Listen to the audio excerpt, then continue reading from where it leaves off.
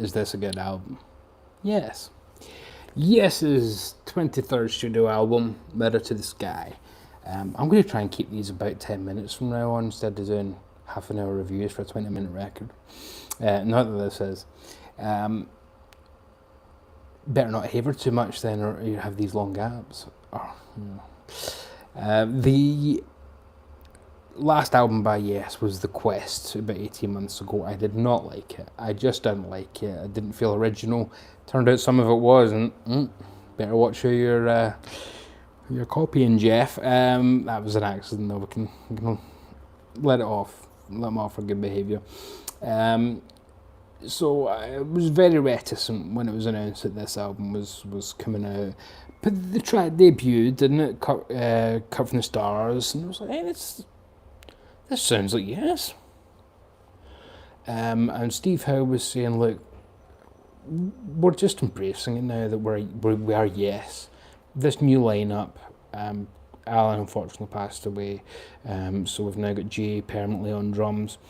It's just going to make a bloody good Yes album with no apologies and no anything. So I'll kind of flick through. This is the deluxe edition. Thanks as always to Burning Shed. And I'll just flick through this while I'm talking. So 2 CDs could fit on one, but one's a bonus disc apparently. And this is your Blu-ray with all sorts of mixes.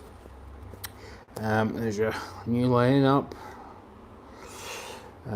So there's your track listing. Yeah. What's really wonderful about this record is, and Steve goes into it here, is that for the first time it feels like Yes are just making a Yes album and not being apologetic or not trying to pretend it's anything that it isn't. On the PR for The Quest, I remember him saying, oh, we're really breaking some new boundaries here and going some different places, and I thought, you're really not though, you're really not. So don't try, just embrace what you are. And in the liner notes here he said, do you know, actually we're just kind of making a Yes album for the first time. We're really comfortable with being Yes. And Roger Dean, how do you continue to do it? Even when you're not using floating islands for a change, here we go with a magical spatial vista. So Steve really goes into it in the liner notes about how they just felt comfortable making a Yes album. Yeah, here it is, here being, Steve. And that they wanted to make a back to basics, or rather, crikey, Jeff's had the old teeth whitened. Yes album that fans would know and recognise as Yes within 2 seconds. But Billy there looking like somebody just woke him up.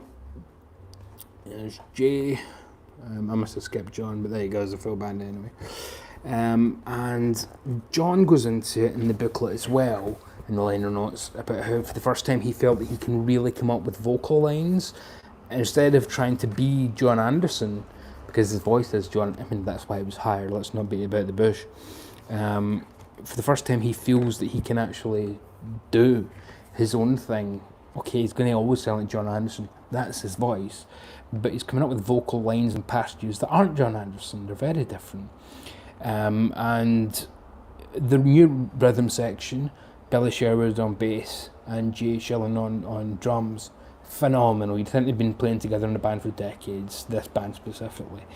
Nothing on here is new. Nothing on here is going to surprise a Yes fan. But they're copping to that up front. Steve says here, we kind of realise we're playing to Yes fans. Why not make Yes albums?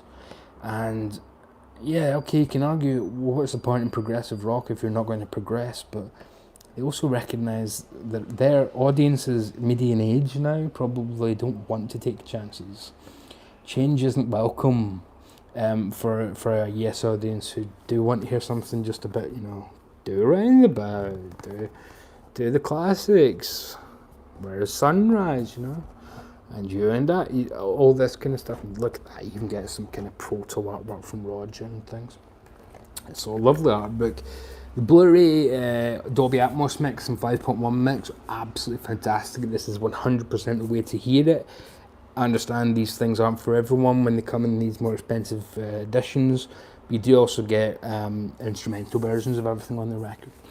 To pick out a couple of tracks, you've heard Cut from the Stars if you're a Yes fan, because it's the advanced single. All Connected is where I went, okay, the single wasn't a fluke, this is brilliant stuff. All Connected starts with Steve playing this magnificent slide guitar. Sounds fantastic. And then it goes into a more rocking guitar, just straight ahead rock. And then it becomes acoustic led in the middle. And then it goes all the way back. All the way back again. So the journey that you've been taking on now has a return trip. A fly from here return trip, if you will. And that's just a fascinating idea to do it that way. Wonderfully arranged. And Steve's playing on it is fantastic. You could actually call this the Steve Howe album if that wasn't already taken. There's orchestration throughout, but it's always done so tastefully. The harmonies on this are so much better than the Quest. Part of that is because the Quest was done remotely. This is not. This was done in studio. There are densely layered vocals where it's Davison on top of Davison on top of Davison. And when John is singing with Steve, Steve's not got the best range, so John brings his voice down a bit to kind of accommodate for a better synergy between the two of them, and that works so much better because again on the Quest it just didn't work. It just didn't work. They've just looked at everything that went on the Quest and went and fixed. Just fixed. It doesn't make it an absolute classic. They've not made Close to the Edge 2 here, but that's unrealistic. Your big Yes epic on here, Living Out the Mirror to the Sky, the title track, it's everything you expect from a Yes epic, for better and worse. If you think that for worse means repeating the kind of things you expect from Yes, then I'm sorry, but that's kind of the raison d'etre of the band these days. But you do get some wonderful stuff on. Luminosity is a very laid back track with some gorgeous playing again from everyone involved, but Steve just steals it every time. Yeah, Billy Sherwood's bass, especially on Cut from the Stars and Living Out the Dream, is wonderful. But I'm just all about Steve in this album, man. And Jeff, I feel a bit sorry for Jeff because it's a different type of keyboard playing. If they're trying to make a 70s Yes album, like a mid-70s Yes album, he's not that type of keyboard player. He's much more textural player than he is a Wakeman, Mraz lead player who's going to come up with individual parts. So I do feel a bit sorry for him in that regard, having to fit in. Circles of Time, really laid back, Sunday afternoon breezy thing. To go on to the bonus disc, that could almost be the Steve Howe Blues EP, because you get an electric blues, which is kind of laid back. Then you get a hard blues, which is Magic Potion, which is much more up-tempo, much more upbeat. And then in the middle you've got an acoustic track, another bluesy track. So it's almost like Steve getting back to basics on a kind of bluesy EP of sorts on this too. 17 minutes of Steve doing bluesy things, not blues, but bluesy. Just like there's a bit of funk on Living Out Their Dream. It's not funk, but it's funky, so it's very much Yes saying, hey, if we can't reinvent the wheel, let's shave off a little bit here and there and try to make it a stranger shape. Taking just a few risks here and there. So I'm conscious of time starting from today. I don't know why, but can I recommend this? Yes, but not to everyone. If you're someone who just doesn't like modern Yes, this isn't going to change your mind, because this is the most modern Yes of Yes albums. I can recommend it to anyone with an open mind who just wants to hear more Yes music that sounds like Yes music, because for me it's the best album since The Ladder, and maybe the best, and if I listen to a lot more, since Anderson, Bruford, Bookman, Howe, which I personally love more than most people, so that's probably on me. Although I do love Return Trip, but that's for another video, because I could kind of consider that a separate thing. It's almost like drama too, you can't really. Anyway, I'll go into that another day. Folks, thank you very much. I hope this has been a quick but interesting look at the box itself. Highly recommended. Burning Shed still have copies of the deluxe edition.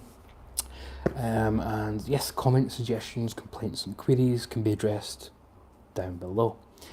As usual, stay very safe out there, and you should know the rest from here.